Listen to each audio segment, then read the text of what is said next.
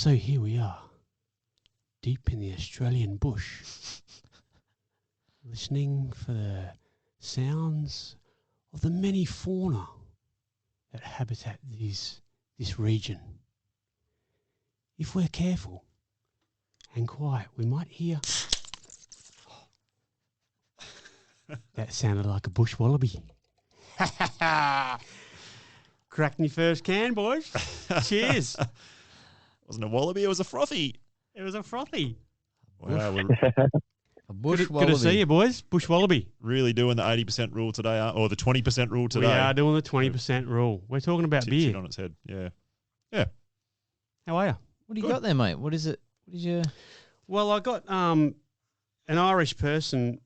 Mick will be discussed in this Guinness in a can, but that's all you can have. Is all you can have, isn't it? I mean, ideally, you'd like to be in a nice, cosy little pub in Ireland and having Guinness on tap, which I have enjoyed.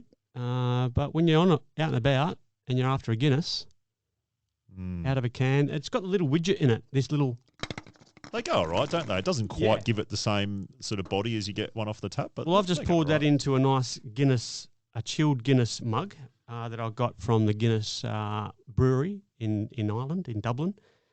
And it's, as you can see now, it's just forming that nice, thick, foamy head. Delicious. It I looks, love a it looks Guinness. good, doesn't it? It looks like a good dark latte. Mm. Do you know what I love? I love watching a Guinness form when the guy pours it off the tap. And, you see it's like a cloud in the pint glass and it's all sort of rising up and then you get that nice creamy head at the top. It's a real experience. It's like a drink and a meal and some art all in one, all in a glass. Hey? What a great way to it's, describe a Guinness. But they reckon that you can have a Guinness to replace a meal. I reckon you could. So this is my breakfast. Right on. Of champions. Speaking of Irish, how are you, Mick? Very good, guys. Very good. Nice to hear you're cracking open an Irish heritage beverage there, mate. It's the good oil, that stuff, that's for sure. Yeah, a few of us have done the tour around Ireland. I found that the Guinness tasted different in every little place I went in Ireland.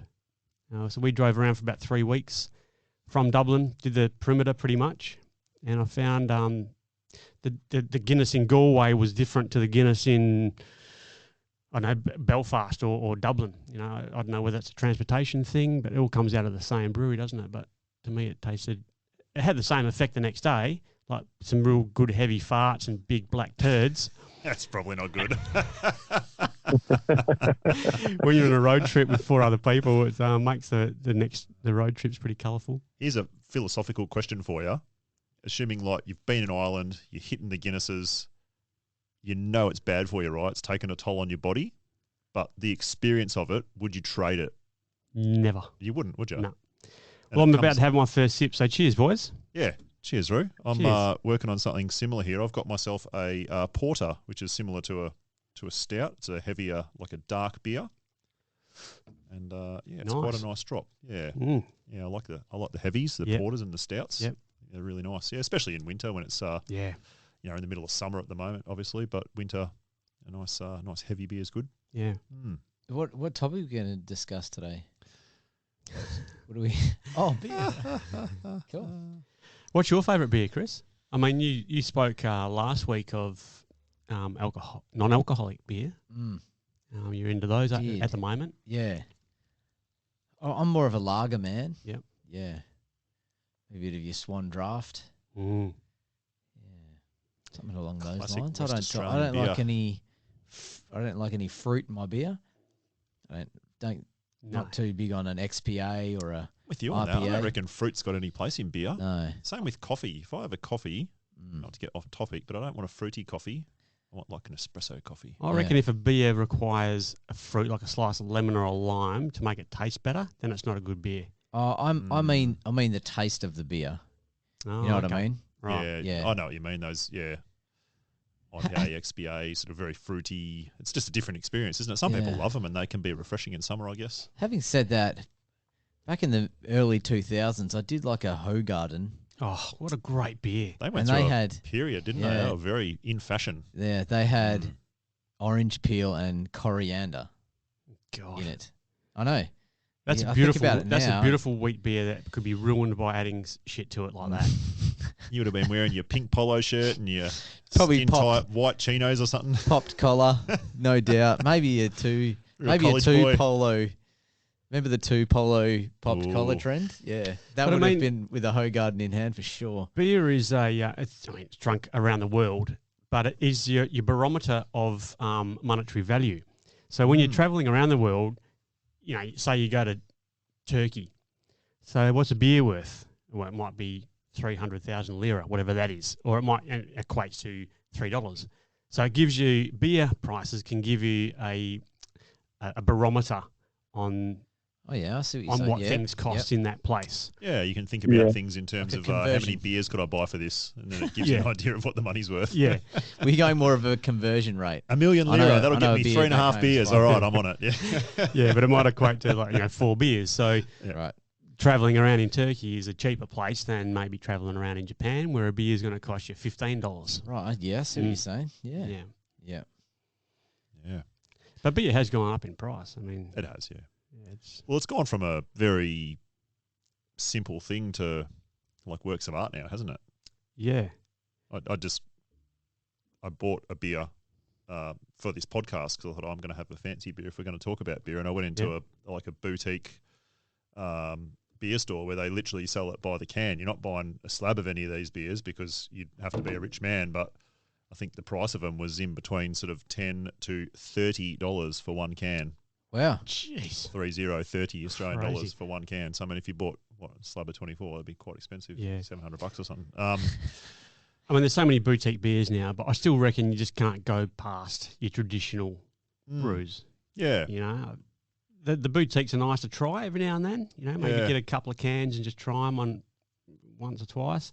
yeah. But you can't beat your solid Heinekens and Your meat and potatoes beer. yeah, your Peronis and all that. And I mean, and every country in the world has their own beers, and I've been very fortunate to travel a lot in the world and enjoy different beers. And one of my favourites is the Albinis in Indonesia, the Bintangs, which is incredible because Bintang tastes unique in Indonesia. If you have a Bintang here in Perth or in Australia, the Bini tastes different. So bad.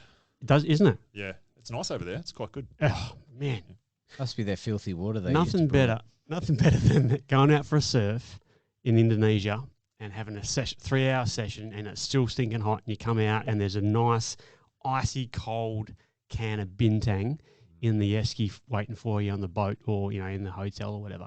It's one of my fondest memories with my surfing buddies is enjoying a Bintang after a surf. Mm.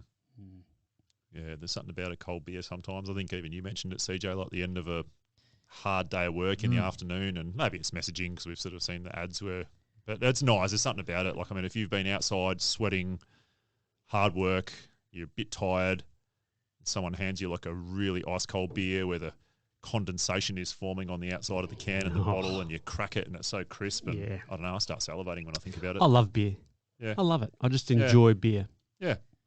Well, it's got a long history in our society. Yeah. It goes back to, you guys probably did a bit of research as well, and my research was pretty unscientific. I just got it off a few websites and stuff like that, but they were talking about it going back to like 9,000 BC. Yeah. That's pretty old. Yeah.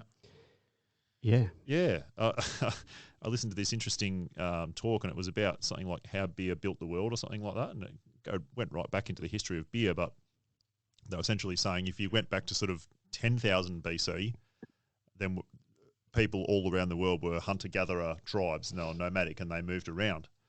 And essentially, they reckon the first sort of civilization, Mesopotamia, in about 9,000 BC, they reckon that the reason they settled is because they used to forage barley to eat. So they were hunter-gatherers, so they'd find a bit of grain and they'd collect it in some sort of vessel, maybe like a clay vessel or a bucket, for want of a better word. And they reckon what's happened is they've collected some barley and then it has rained, and rain has essentially fallen on this barley and it started to sprout, and the sprouting process somehow converted some of the starches to more simple sugars. And then, so it's been like a sugar-rich barley-rich sort of mash almost, and then it's rained again and filled this vessel up, and no one's touched it for a few weeks, and it's fermented and turned into like the very first version of beer. Wow.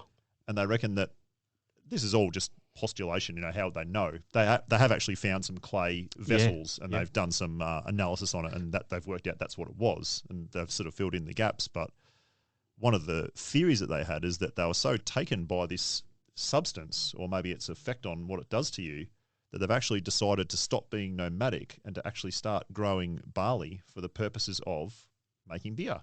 Man. So they reckon that perhaps the first civilization has gone from a hunter-gatherer tribe to a, what do they call it when they, I don't know, like a more agricultural-based, settlement. Settlement, yeah.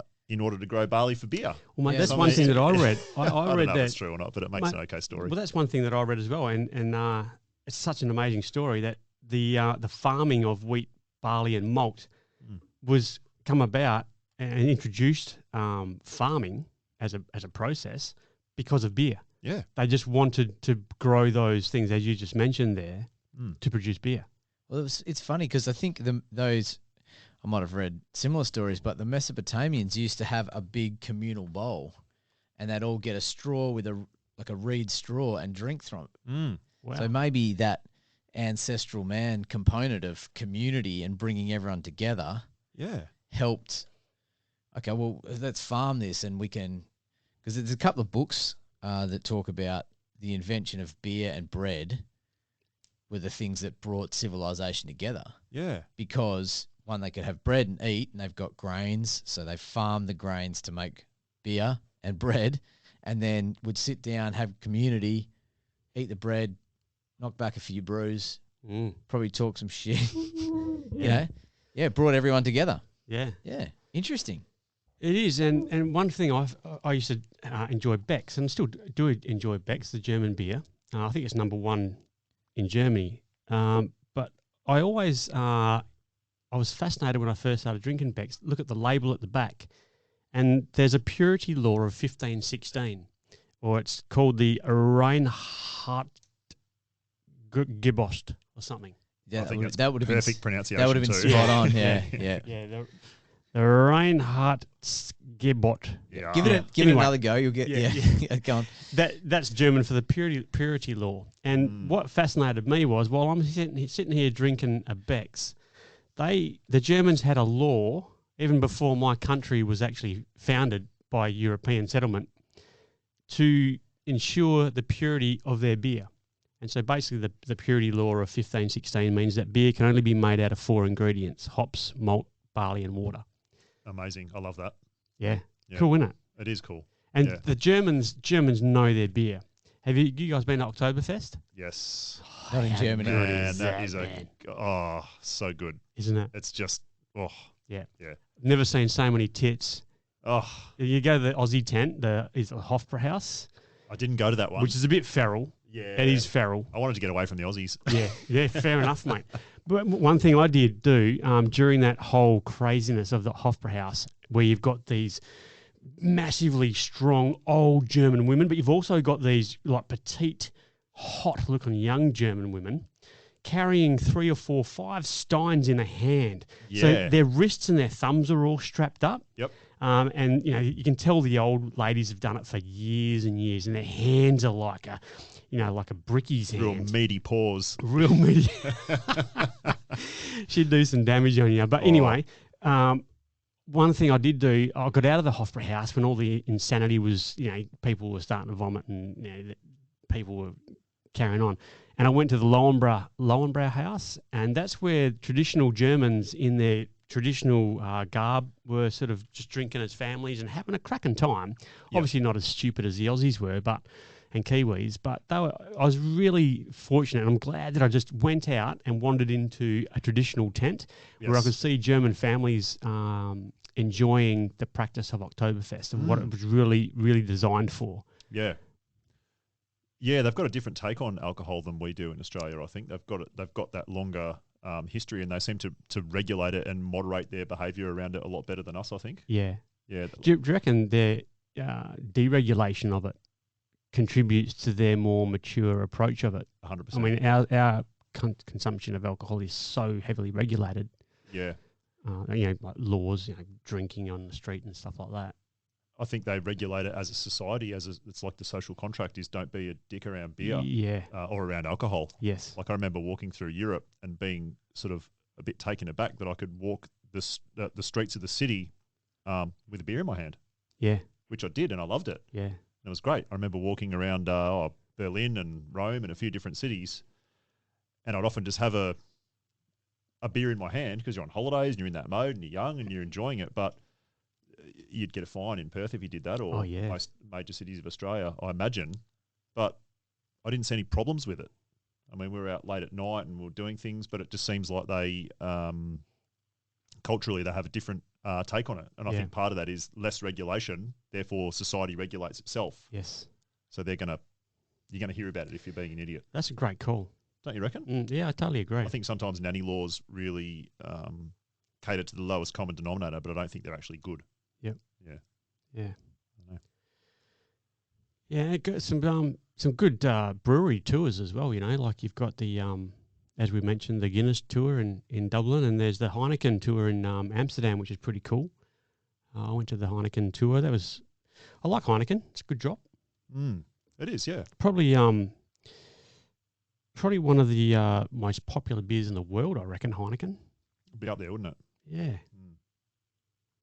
It's pretty popular. I mean, every country has their own. Let me just rattle off a few. In Thailand, Singer beer. Singer with the the gold dragon on there. That's a lovely beer. That's a really nice beer. Yeah. And even in the Philippines, they have San Miguel, which is a nice drop. Is that Spanish?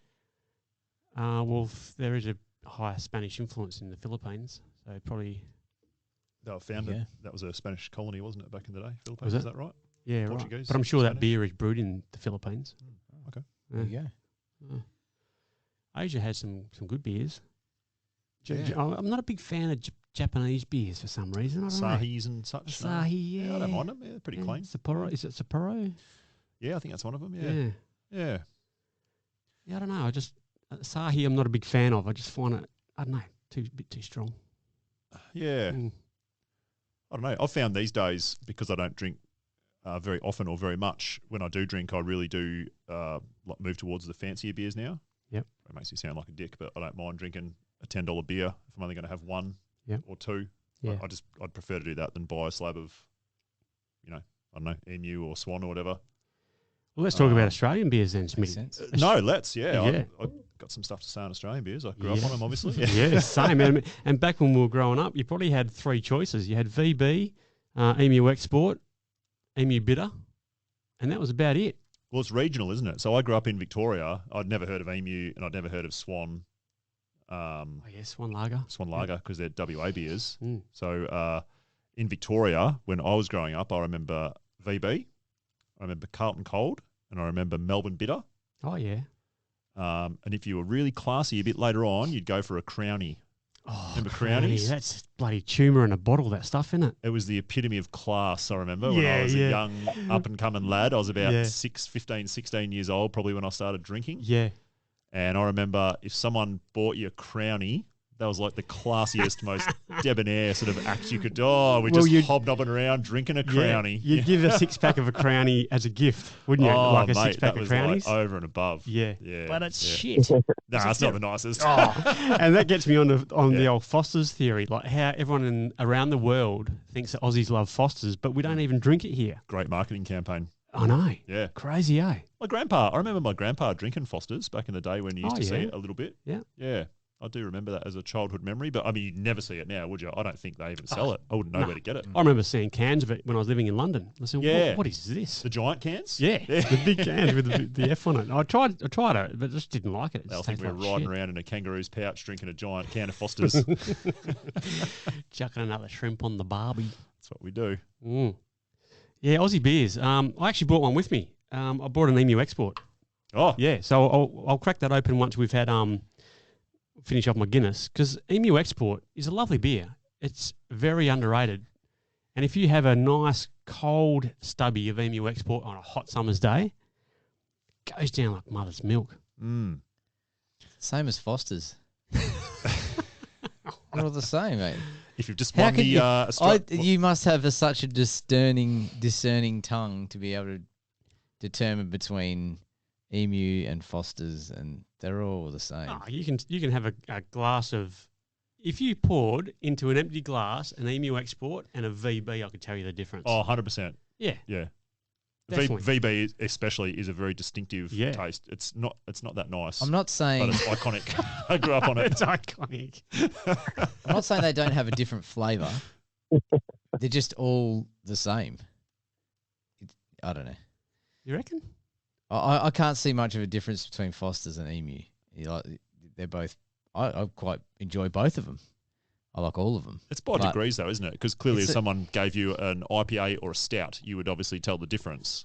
Yes. Because one's a heavy and one's a very different beer. But then I guess the more you drink them, so maybe none of us would be like absolute experts, but there's got to be a limit where it's like, I can and can't discern that. But maybe for some people that are really into it, if beer is your life. Yeah.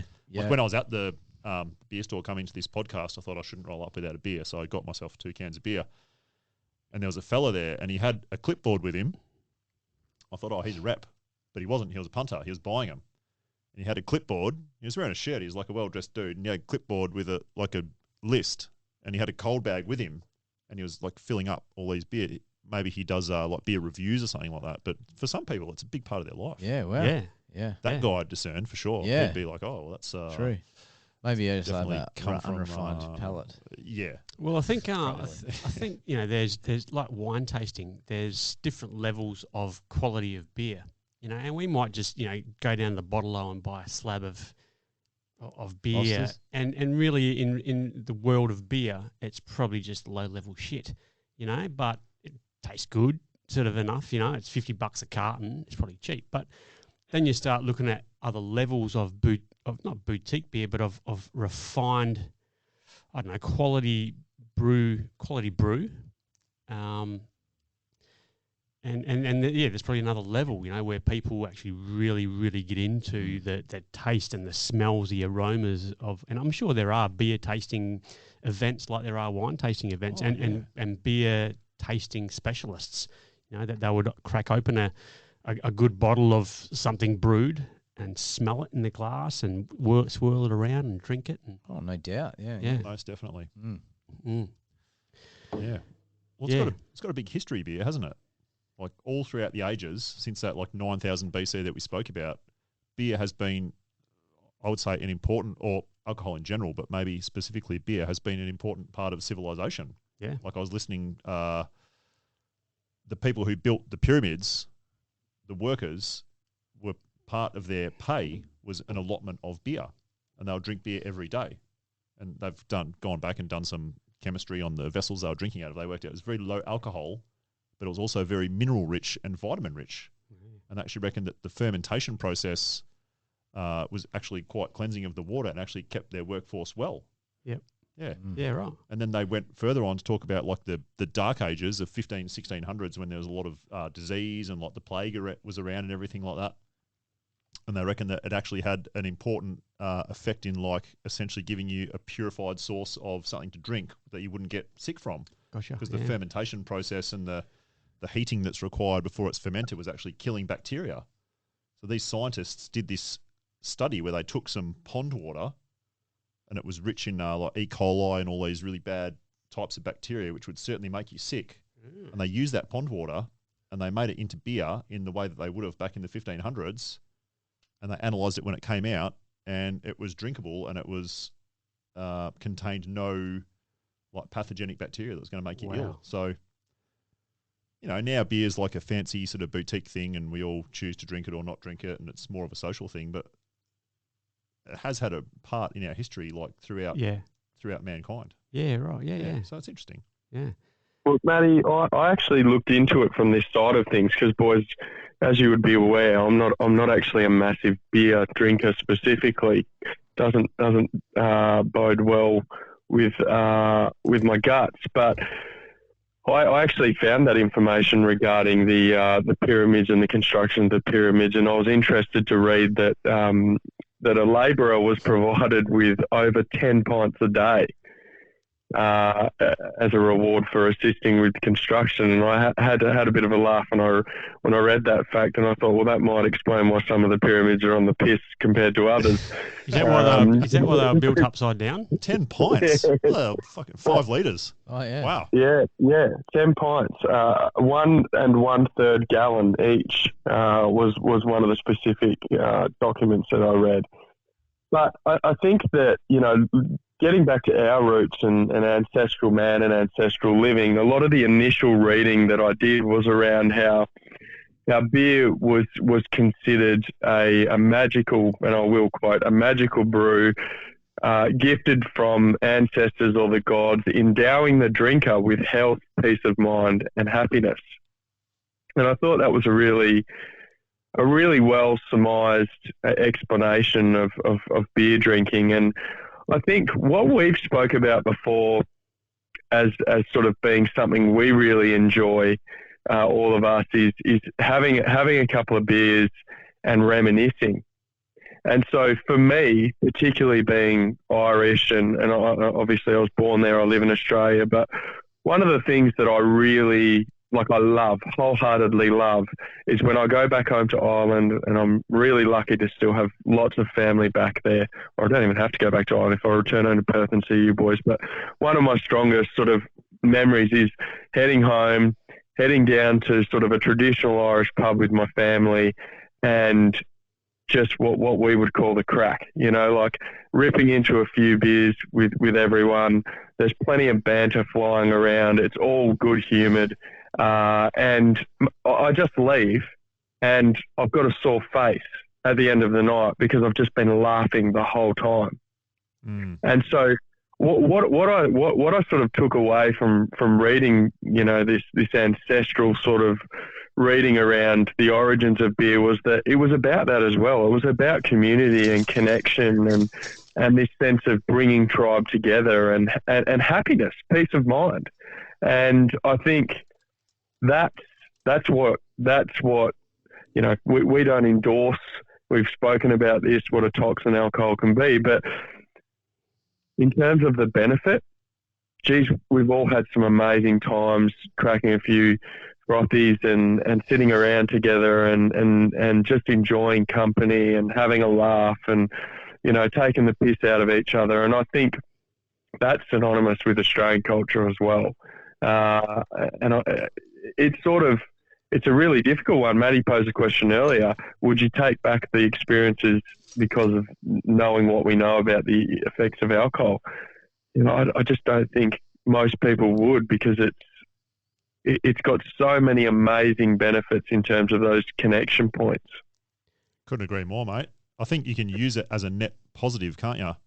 Like, yeah, we talk a lot about like how the human body works and like optimal health and, almost delving into the edges of biochemistry and stuff like that. And we made the argument in our alcohol podcast about how your body needs to metabolize it, and it is a toxin, and we don't dispute that. But like going back to your experience that you were talking about, where you go down the pub in Ireland or whatever, and you get back and your face hurts and you've socialized. I mean, I would describe that as a net positive, even though you've ingested a toxin, because you're not doing it every day, and our bodies are powerful enough to digest that toxin and deal with it, hopefully, as long as you're not using it in a chronic fashion. I would describe that as a positive. Yeah, good call. I would agree. Yeah, I would agree. Morning after Sundays, feeling. Yeah, but that's abuse of it. I mean, you don't You've need had to too have, much of it. You don't need to have you don't need to have a really damaging amount, do you? Like you could have, like we're talking about beer now, and we're going to have like probably 1.5 or maybe 2 beers each. Yeah. I'm not going to wake up tomorrow and have any hangover. It is daylight.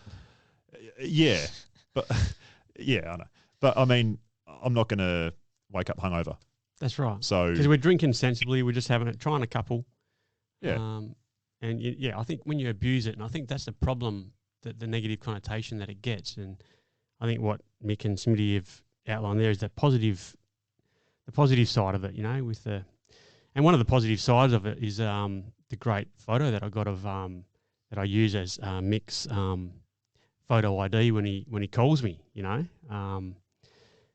after a night out at the casino on a couple of Oh, beers. I know about that photo. What a ripper! Hey, here's a beer. Wayne, it's spelt Weihenstephaner, but I think it's pronounced Weihenstephaner. Weihenstephaner. I'll go with that. It's a German beer, and looking at the back of the label here, you can see that, Smitty, it's all written in German. Oh, wow. There is a line there with the ingredients, and it does say here the Bavarian Purity Law of 1516. So again, there's that German law. Ingredients: water, wheat, malt, barley, or malt and hops. Malt hops. Do you think part of the reason that they have a go at that? Tell me what you reckon. Sorry, thanks, mate. Cheers. Cheers. Do you think part of the reason that the wine? Is that the beer you've got now, Roo? The Weihenstephaner? Yeah. Do you know? So I don't know if you're aware of this. And to throw another little fact in, that is actually produced in the oldest brewery in the world. Really? Wow. Yeah. I didn't know that. So that brewery was established in 1040. 1040. Wow. That's the facts that I got, and that is the oldest brewery in the world. No shit. Wow. Yeah.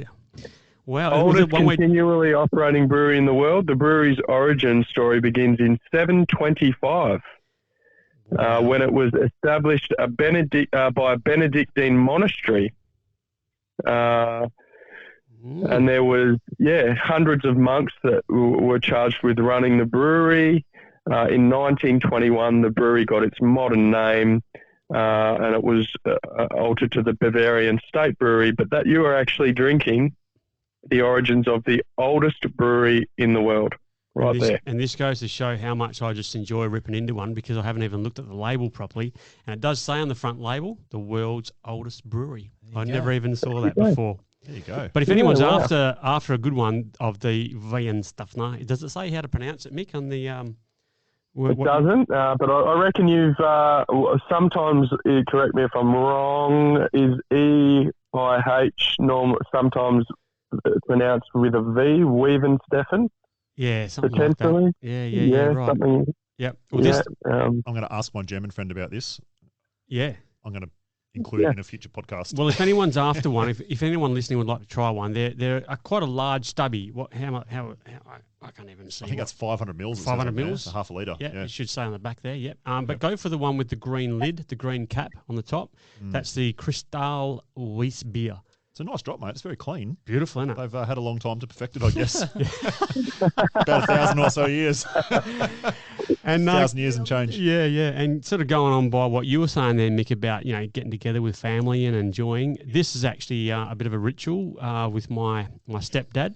We have, whenever we catch up for birthdays or we haven't seen each other for a while, we buy someone will buy two green Weihenstephaners.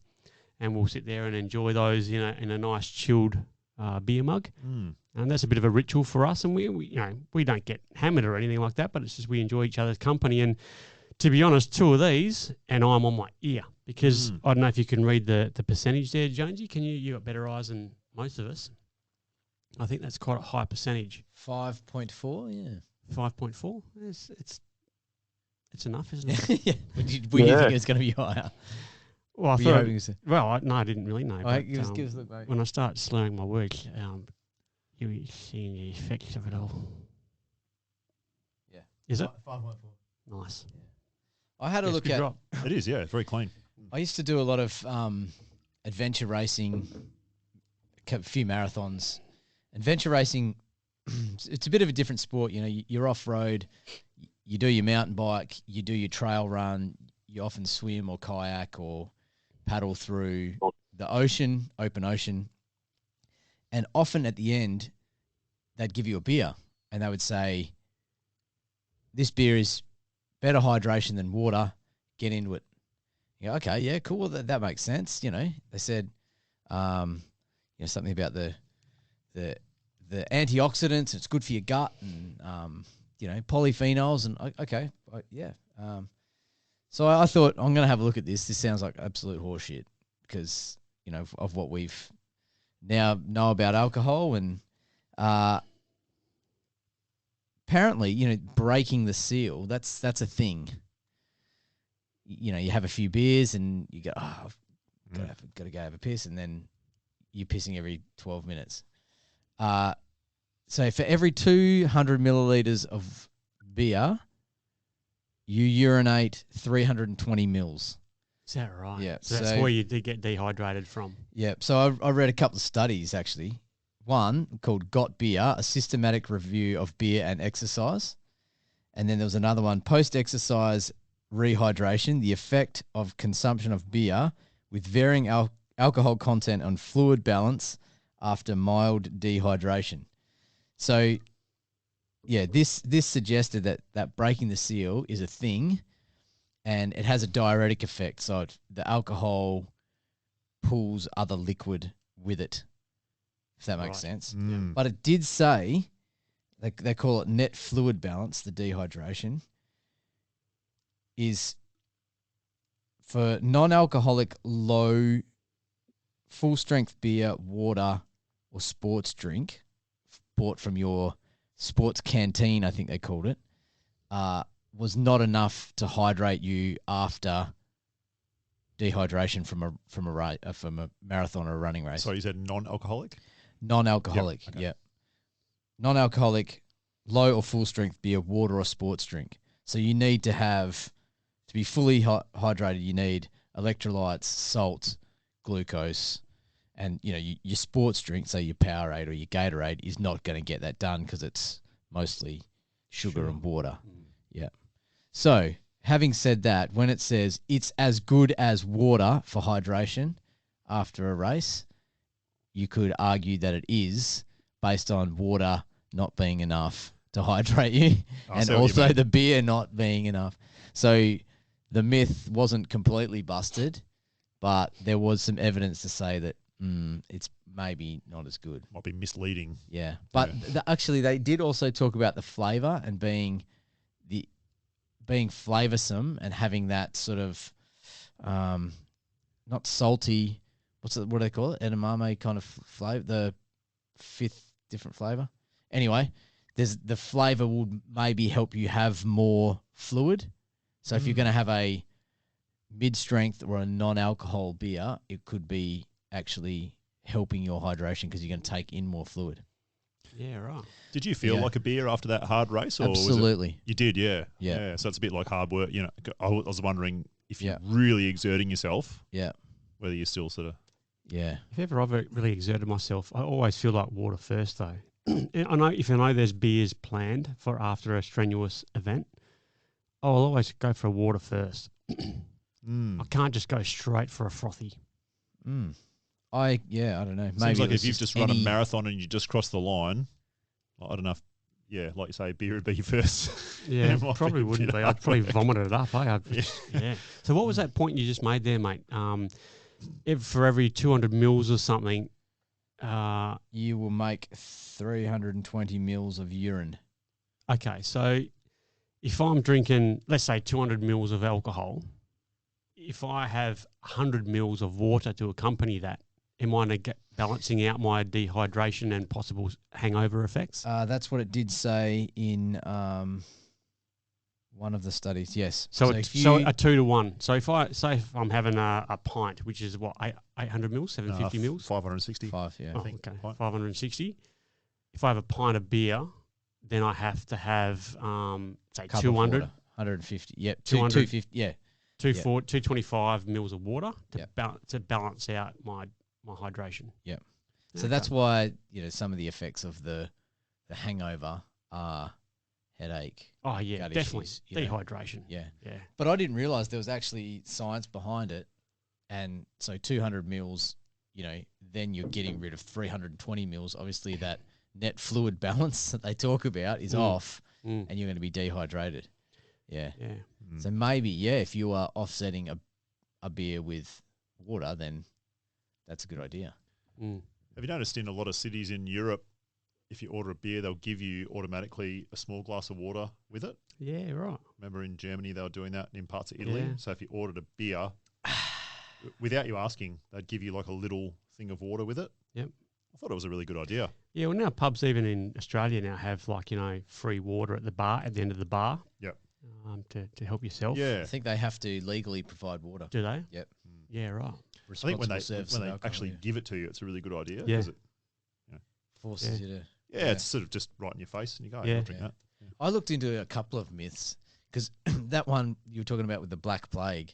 Oh yeah. Was the other myth was that it was better to drink beer at that time.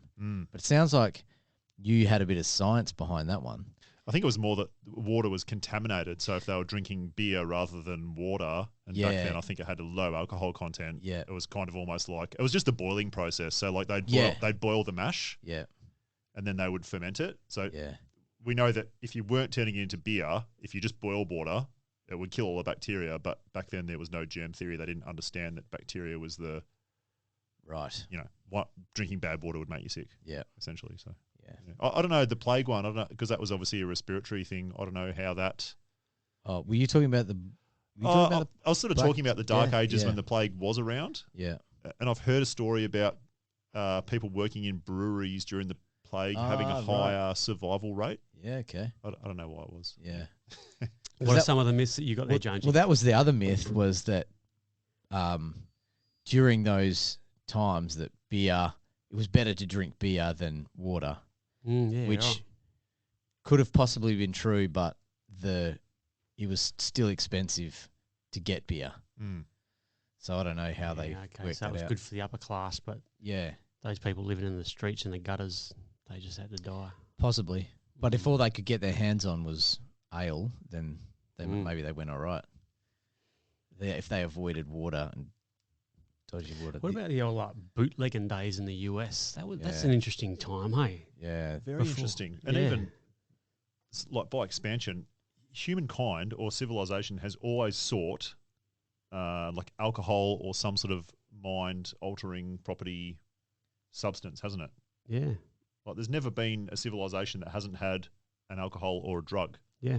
We're kind of drawn towards it. I don't know why that is, but yeah.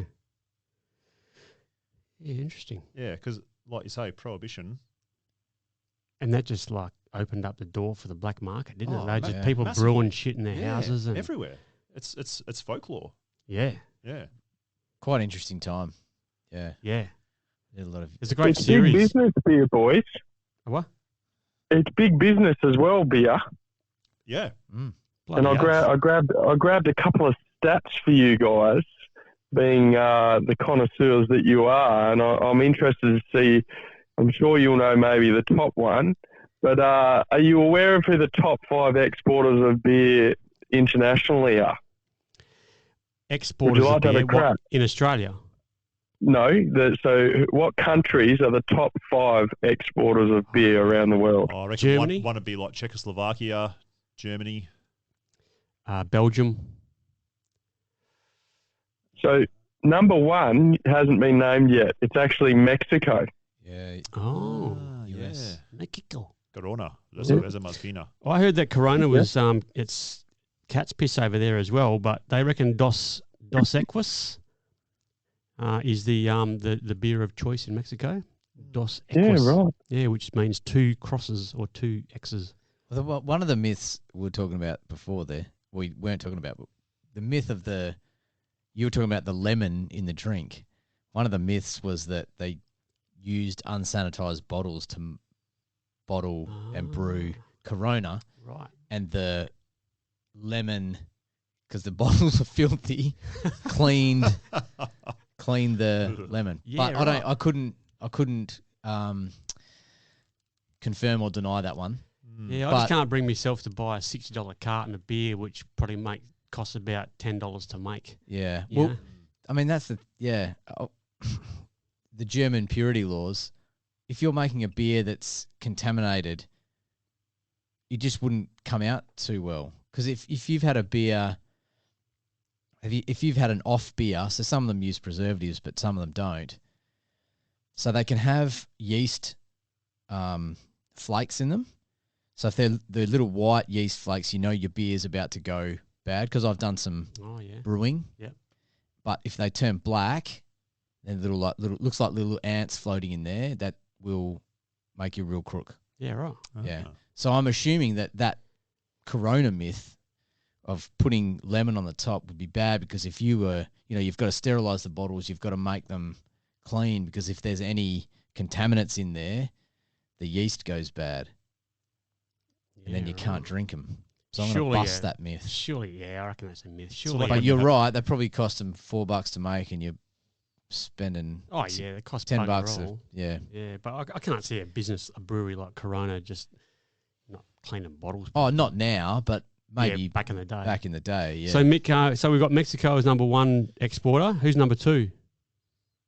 The Netherlands. There is some conjecture that the Netherlands and Belgium seem to be going backwards and forwards, but I had the Netherlands in second. What about the Dutch? The Dutch love their mind-bending substances, whether that's it's beer or other. That's where Heineken's come from, isn't it? Heineken come from the Netherlands. Oh, I thought it was German. Is that Netherlands? Is it Heineken? Yeah. Right. Yep. You can do the Heineken beer tour in Amsterdam. Oh yeah. Yeah, cool. It's good. What's number 3, Mick? Yeah. So, the Belgium would then come in third. Yeah. Hey, I didn't know Stella Artois come from Belgium. Yeah. I thought it was Italian, but Stella is a Belgian beer, and it was actually it started as a Christmas beer, came out for one year as a Christmas beer, and it became so popular, particularly among English bricklayers, that they continued its brew. Right. Yeah. There you go. It's pretty strong, the old Stella. Yeah, I find it a strong beer. Yeah, I find it a bit rough. Yeah. A Hoegaarden I like from Belgium. Oh, yeah. I love Hoegaarden. I think, my wife and I, we travelled to Belgium and we made sure we went to Hoegaarden, drank a, well, You've done some beer. Is this going to be a brewery tour? No, the hostel that we stayed at in Belgium brewed its own Hoegaarden. Oh, wow. Brewed it.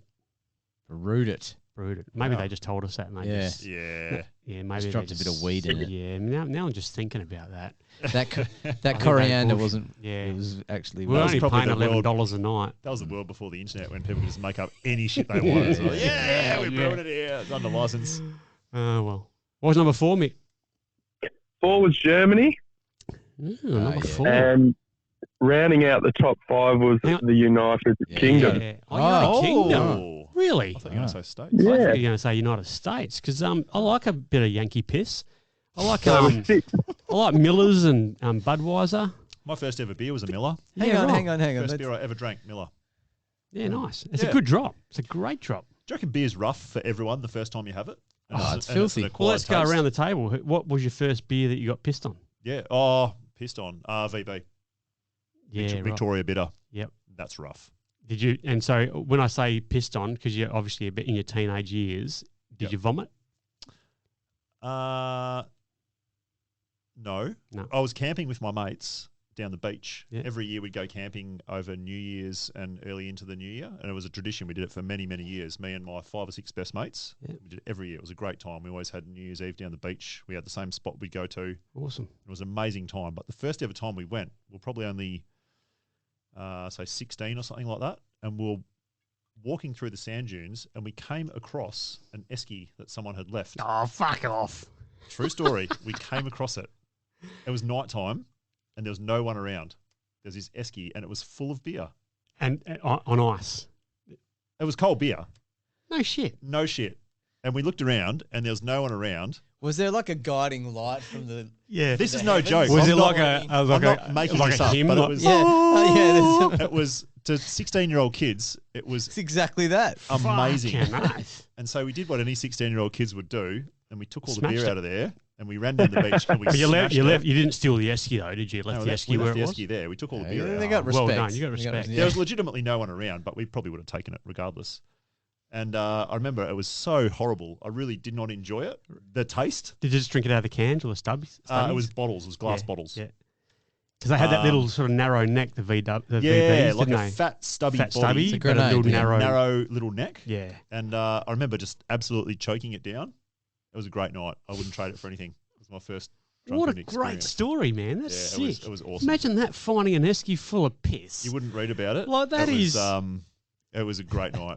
That's gold. Yeah. Imagine that now. That'd be like finding $50 on the floor or something. Oh, it was 16 years old. Wow. That is an absolute win. That was a Yeah. win. Yeah. Yeah. What a Yeah. great story. It I was love the start that of my story. drinking days as a young fella. I Yeah. had quite a few beers at times. Mine was Emu Export. I was at a party with a good mate of mine, and it was his first time as well. And we just smashed these stubbies under the guidance of his older brother, and then spent the night with my head hanging out the back window, like vomiting down the side of his car. Beautiful. Emu Export.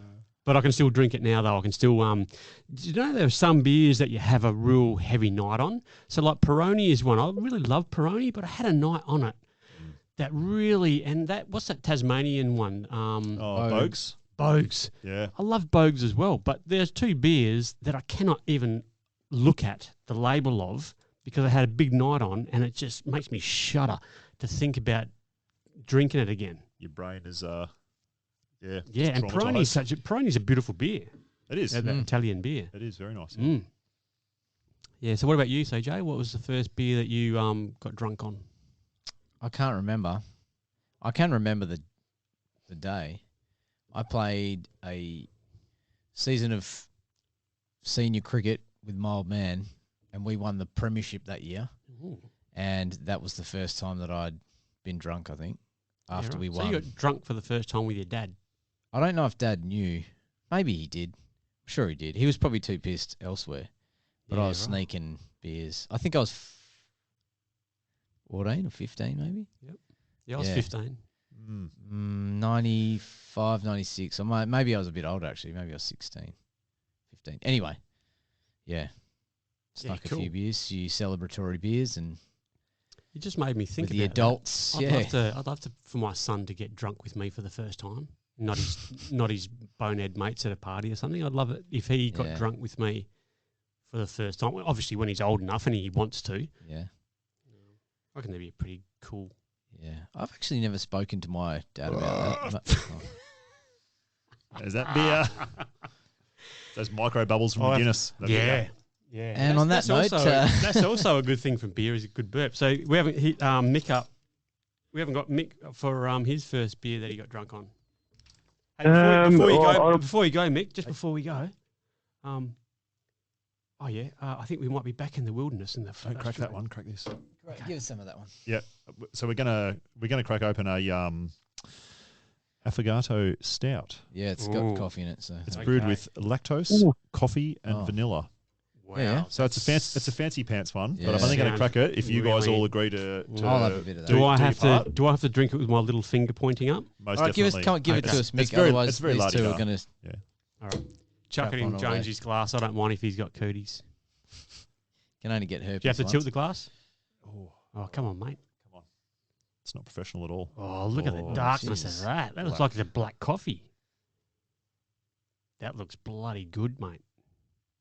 Oh, look at the head on it. Hang on, there's the finger. Oh, that looks like a latte, man. Oh, that's a lot. brother. That is Don't a- fucking spill it on this thing. Oh, is that for CJ? Yeah. He's onto it. Wow. Everyone's Well, are you getting going to have some? I've had a taste. Yeah. All right, Mick, come on, give it to us. Just give me a Let's little hear- bit. let's Not hear too your- much, let's mate. hear your story. No, it's quite a strong one, so I want to share it. Okay. Well, save yourself some. No, I just want to experience the taste. We'll all have about a third That'll each. do. Yeah, that'll do. Thanks, mate.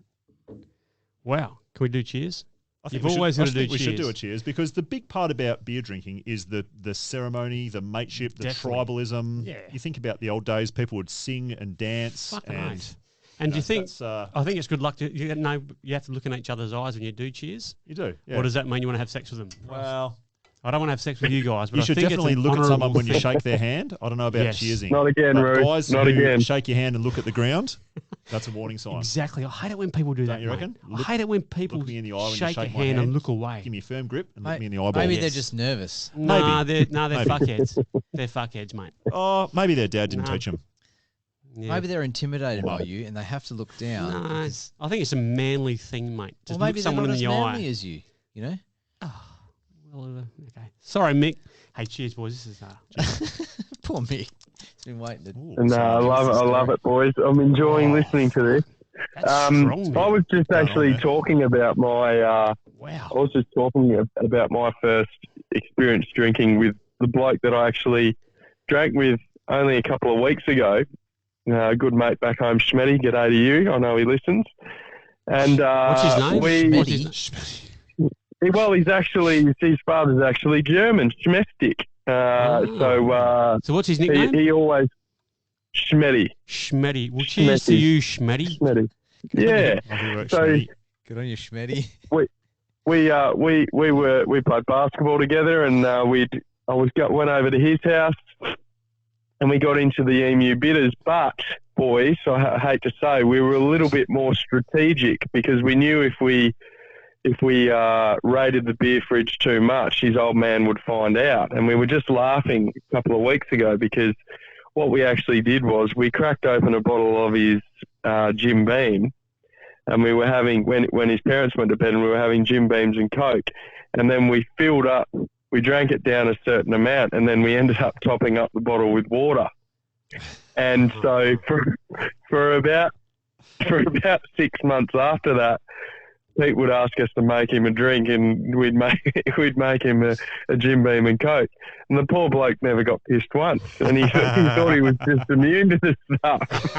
And it's ended up now being this, you know, like you talk about reflecting back with your parents, and he laughed his head off because he can remember back to when he was drinking through that period, and he goes, I was drinking that much piss and I was never getting drunk. And he goes, everyone around me was blind.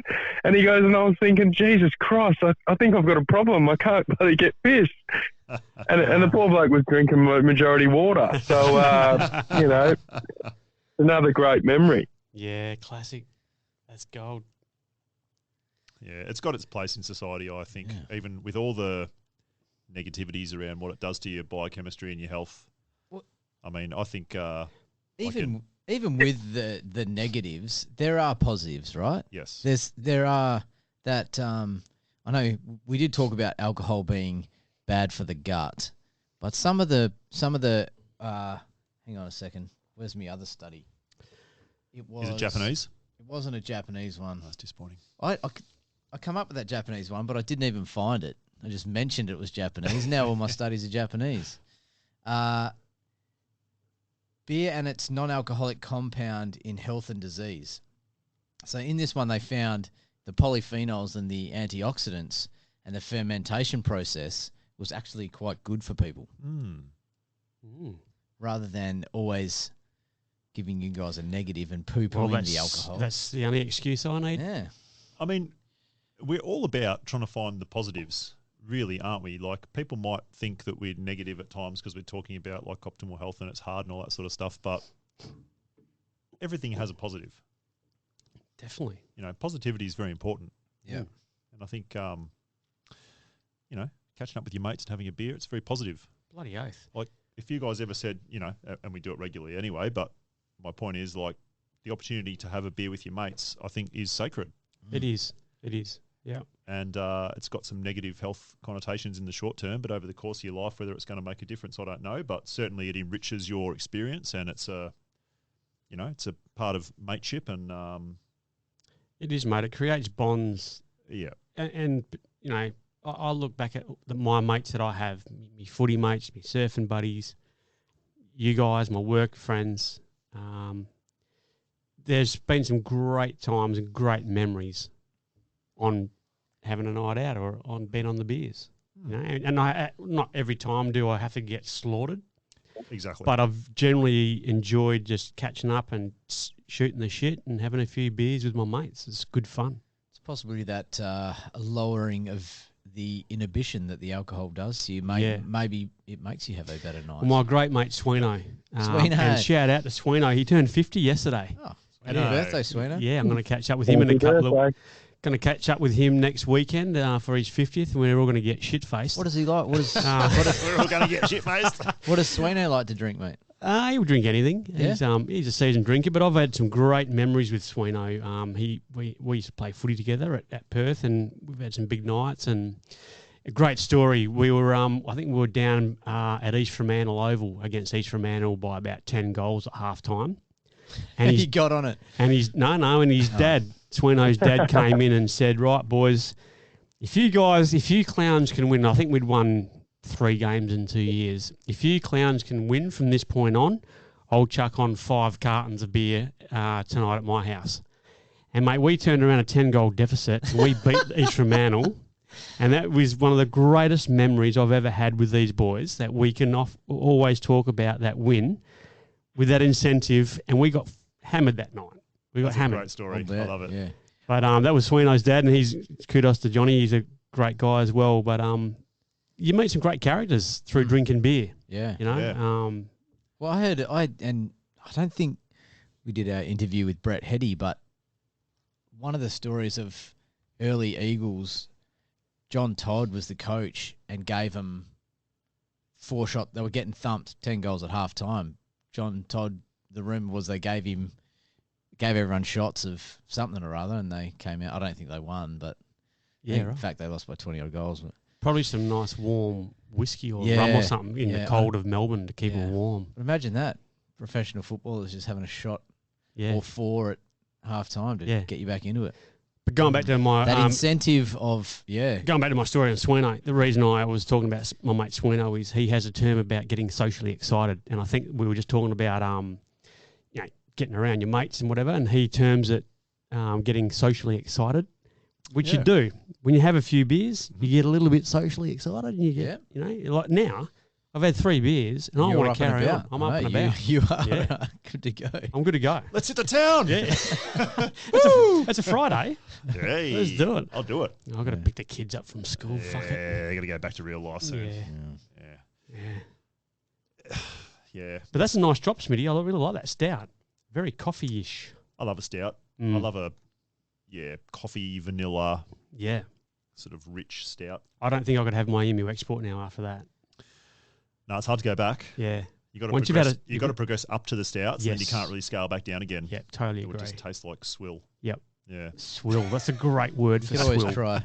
What about all the words to describe beer? Like you just said, swill. Do you know? Here's an interesting fact. When I was talking about that Mesopotamian society, they reckon that sort of eventually language was developed as a byproduct of this love of beer, right? So they essentially had to develop agriculture to farm this barley to make beer. And then through agriculture, they had to develop property. So people would have individual properties. They had to work out ways of measuring property and keeping track of property. And through that came bookkeeping, and through that came language and all that sort of stuff. But they reckon they had 160 different terms to describe drinking or beer. Really? 160 different terms, yeah. Wow. It's on clay tablets that have been found in the original, like the oldest known language known to man. Pretty big ask off the top of your head after a couple of beers. Do you remember any of the names? Oh, I couldn't. No chance. Nah. Was one of them beer? I hope so. Yeah. Was one. But I reckon Swill would have been up there. Yeah. Classic. Frothy? Was that one? Frothy. Was that on one of the tablets? Froth? Or piss? Yeah. What other names you think about how many we've got. We've got a lot of names. Yeah. Well, there's 4 there. Yeah. You got 156 to go. A coldie? We'd need a few more beers to get through the rest of the remaining 156. A tinny? 10? Yeah. Stubby? Yep. 6.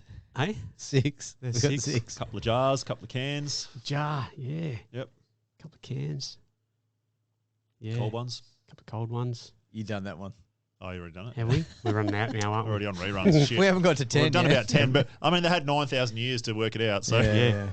What about piss? Have we said piss? Yeah. Piss. Yeah. Because that's a great term. Let's get on the piss. Goon. Goon bag. Goon bag. Oh, is that more? wine. No, that's maybe not beer. Yeah. I don't know. Yeah. I remember there was a Maybe, story of the Indigenous fellas up north when they used to want the that goon bag with the in the box, and The bladder. a couple of them would ask for a box of Lady in Boat. Oh, yeah. The Moselle, was it the Moselle, whatever? It had a picture of a lady with an umbrella on a boat in a river. Moselle's a wine you don't hear about very Moselle, much. I used to date a chick and she loved Moselle. Really? I haven't heard of anyone drinking a Moselle in like the last 20 years. Nah. Moselle. What is a You had a Moselle? Moselle lately, CJ? CJ's going to piece over here. You blokes are fuck. Did you score? Did you score that chick, Smitty? Because no doubt she would have been. Moselle would have been a bit of a leg opener. Oh, mate, I back in dated the her day. for a while. And, Yeah, she went all right. Well, there's another name for beers. I'm just looking at this this last stout that I poured us. It is a 10% stout. So Bullshit. It's got some heft about it. Wow, So you could have told me that before I probably- sculled it. Probably starting to feel the effects a little bit. Yeah. No, we'll run it in. It's, But, I reckon the next probably drink we'll have, I reckon, big one will be when Mick comes back over from Queensland. Bloody I reckon oath. we would have a Bloody beer or a drink of choice when Mickey comes over. When are you coming over, Mick?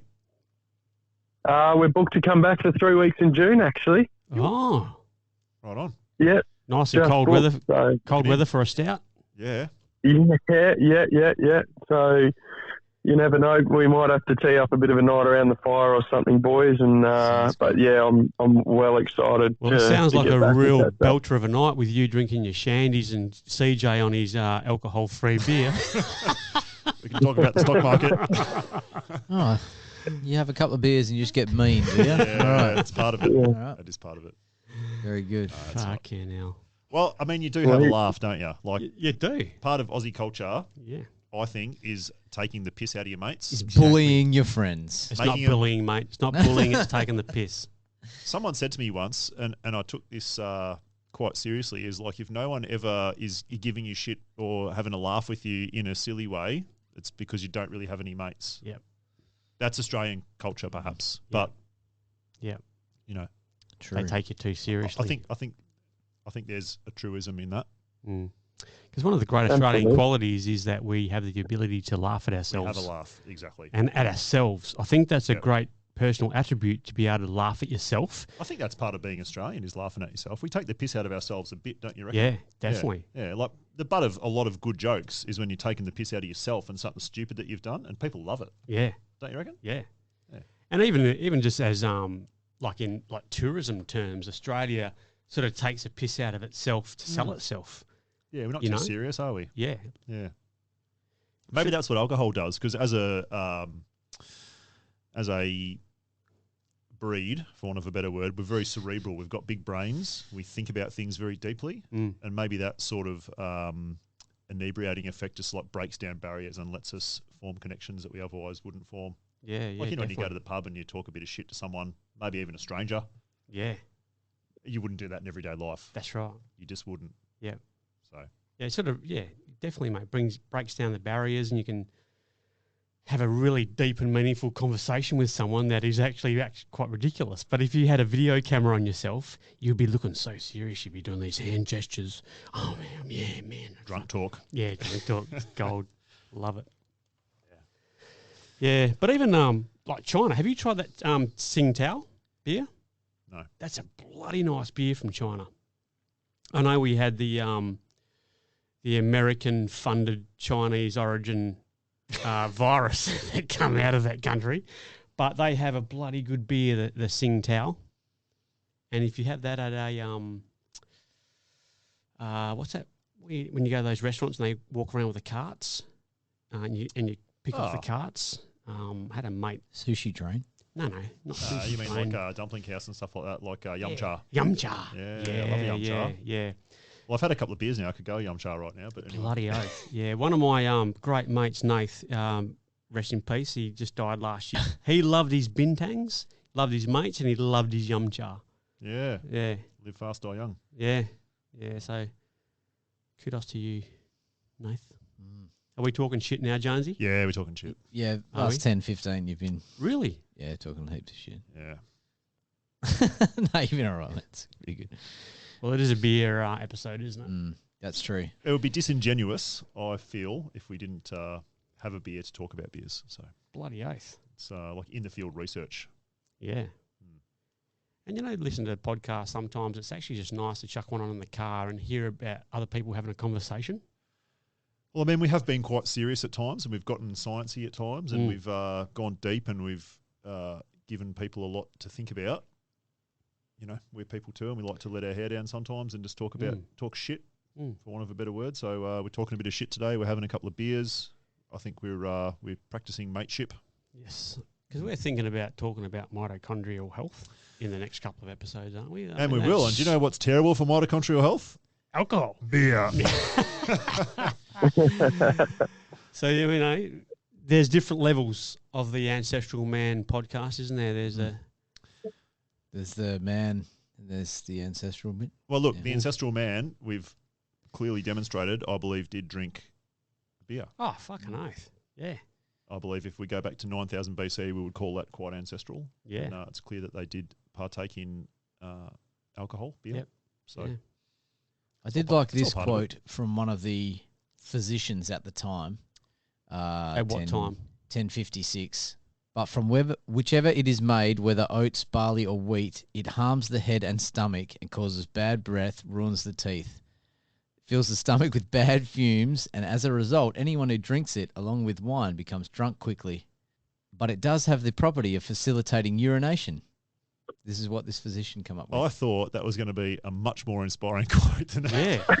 Yeah. You've really It killed just it. makes you go for a piss. I thought you were going to say, look, but it provokes wonderment of union. And they sung of and man. danced and they were merry. And Yeah. it was really all just about reckoning. What it says Fucking is hell. they know it was bad. Well, can we should we finish that on a downer then, eh? Oh, Get your fucking guitars, get your fucking guitars ready. ready. Fucking hell. Fucking Jesus. hell. All right. Fucking hell. Thanks, Jonesy.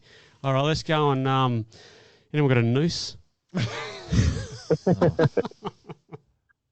All right. that was good. Good to All see right. you, boys. Love you guys. Appreciate Well it. done, boys. Yeah, I'm not coming back next week. See you later. You can take a non-alcohol beer and fuck.